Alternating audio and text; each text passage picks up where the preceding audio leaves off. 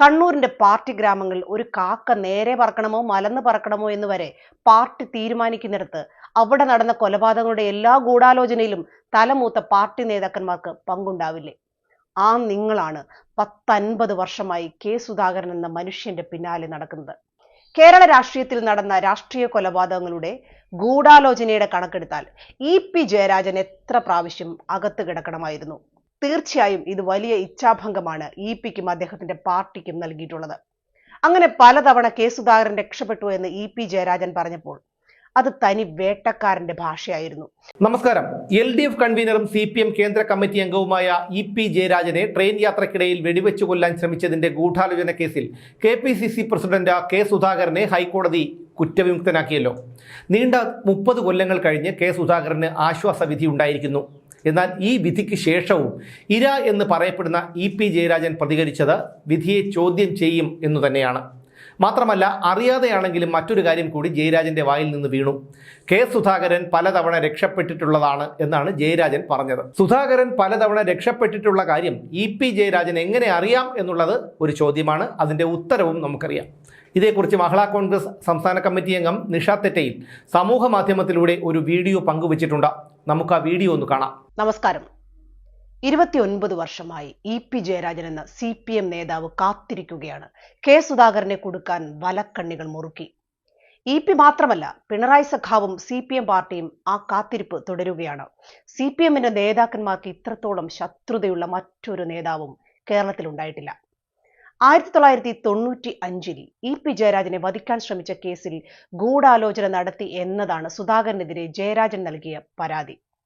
ഈ പരാതിയിന്മേൽ കെ സുധാകരൻ 2016-ൽ നൽകിയ ഹർജി പരിഗണിച്ചപ്പോഴാണ് കെ സുധാകരന് ഗൂഢാലോചനയിൽ പങ്കില്ല എന്ന് കോടതി തീർപ്പ് കൽപ്പിച്ചത്.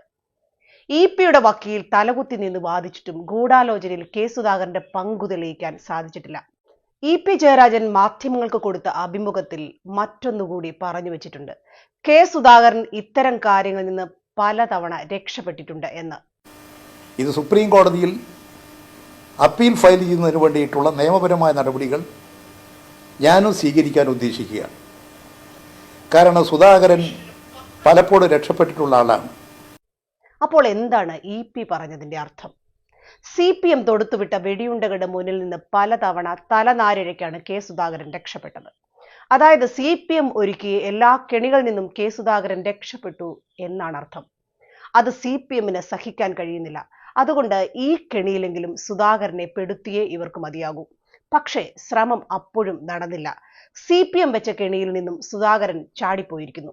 ഗൂഢാലോചനയിൽ കെ സുധാകരന് പങ്കില്ല എന്ന് കോടതി അസന്നിഗ്ധമായി പറഞ്ഞിരിക്കുന്നു.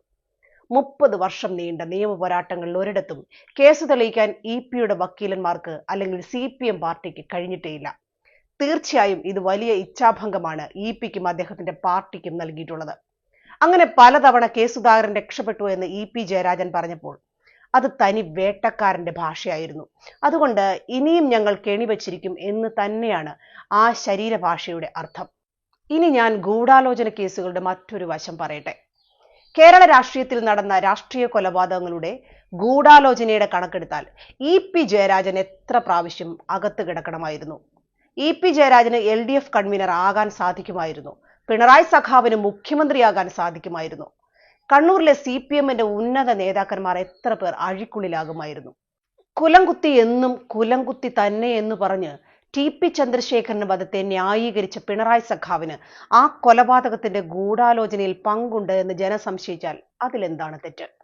കണ്ണൂരിന്റെ പാർട്ടി ഗ്രാമങ്ങളിൽ ഒരു കാക്ക നേരെ പറക്കണമോ മലന്ന് പറക്കണമോ എന്ന് വരെ പാർട്ടി തീരുമാനിക്കുന്നിടത്ത് അവിടെ നടന്ന കൊലപാതകങ്ങളുടെ എല്ലാ ഗൂഢാലോചനയിലും തലമൂത്ത പാർട്ടി നേതാക്കന്മാർക്ക് പങ്കുണ്ടാവില്ലേ?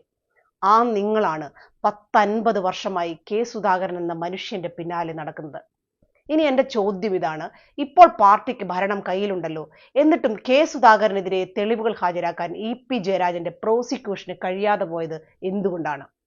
അപ്പോൾ യഥാർത്ഥത്തിൽ നിങ്ങളുടെ പ്രശ്നം സുധാകരൻ എന്ന വ്യക്തിയും അയാൾ മുന്നോട്ട് വയ്ക്കുന്ന ഐഡിയോളജിയും തന്നെയാണ്.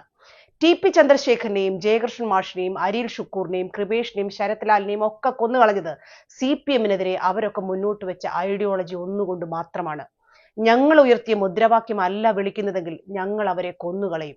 തേജോവധം ചെയ്യാൻ പറ്റുന്നവരെ അങ്ങനെ ചെയ്യും. പോക്സോ കേസിൽ കൊടുക്കാൻ പറ്റിയാൽ അങ്ങനെ ചെയ്യും. ഇനി അശ്ലീല ആംഗ്യം എന്ന് പറഞ്ഞ് അപമാനിക്കണമെങ്കിൽ അങ്ങനെയും ചെയ്യും. എന്തായാലും ഈ കളികളിലൊന്നും കെ സുധാകരനെ കൊടുക്കാൻ പാർട്ടിക്ക് കഴിഞ്ഞില്ല.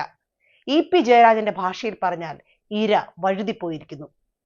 ഒരുപാട് പേരെ കൊന്നുകളയാൻ ബോംബ് ഉണ്ടാക്കിക്കൊണ്ടിരുന്നതിനിടയിൽ സഖാക്കന്മാർ കൊല്ലപ്പെട്ട കേസുകളിൽ ഞങ്ങൾക്ക് പങ്കില്ല എന്ന് പറഞ്ഞിട്ട് അവർക്ക് സ്മാരകമുണ്ടാക്കാൻ ഇറങ്ങിത്തിരിച്ചിരിക്കുകയാണ് ഇ.പി. ജയരാജന്റെ പാർട്ടി. ഇ.പി. ജയരാജൻ പറഞ്ഞതുപോലെ എത്ര വർഷം കഴിഞ്ഞാലും കുറ്റവാളികൾ ശിക്ഷിക്കപ്പെടണം. ഹൈക്കോടതി മാത്രമല്ല, സുപ്രീം കോടതിയും അവസാന കോടതിയല്ല. അവസാനത്തെ കോടതി ദൈവത്തിന്റെ കോടതിയാണ്. ഇ.പി. ജയരാജനും അദ്ദേഹത്തിന്റെ പാർട്ടി നേതാക്കന്മാർക്കും ഇത് ബാധകമാണ്. അപ്പോൾ വിപ്ലവം വീണ്ടും വിജയിക്കട്ടെ. ചത്തത് കീചകനെങ്കിൽ കൊന്നത് ഭീമൻ തന്നെ. കെ സുധാകരനെ കുരുക്കാൻ കിടഞ്ഞു പണിയെടുത്തിട്ടും CPM-ന് ഇതുവരെ കഴിഞ്ഞിട്ടില്ല. ഭരണം കയ്യിലുണ്ടായിട്ട് പോലും. എത്ര മൂടി വെച്ചാലും സത്യം ഒരു നാൾ പുറത്തു വരും എന്നുള്ളത് ഒരു പ്രപഞ്ച സത്യം തന്നെയാണ്. മേൽക്കോടതിയെ സമീപിക്കും എന്നൊക്കെ പറഞ്ഞ് ഇപ്പോൾ ഇ.പി. ജയരാജനെ തൽക്കാലം പിടിച്ചു നിൽക്കാം. പക്ഷേ അതിനപ്പുറം സുധാകരന്റെ രോമത്തിൽ തൊടാൻ പോലും CPM-ന് കഴിയില്ല എന്നത് വേറെ കാര്യം.